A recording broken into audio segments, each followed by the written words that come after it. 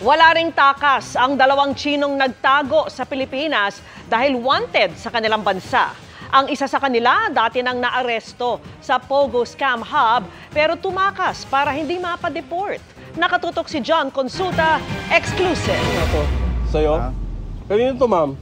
Makalipas ang ilang buwan, naaresto sa Mandaue, Cebu ng Bureau of Immigration Fugitive Search Unit ang nagtatagong Chinese national na ito. Naaresto na siya sa ni-raid na Pogo Scam Hub sa Las Piñas noong July 2023 at kinasuhan ng working without a permit or being improperly documented.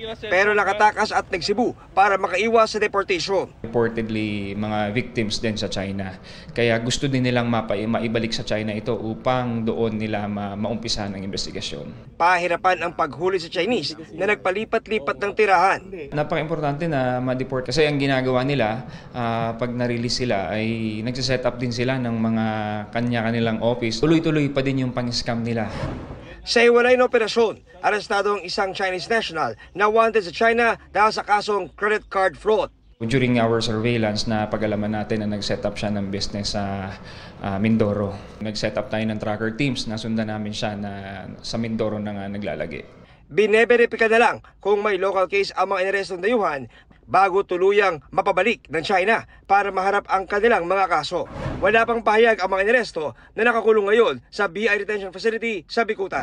Para sa GMA Integrated News, John Consulta, nakatutok 24 oras.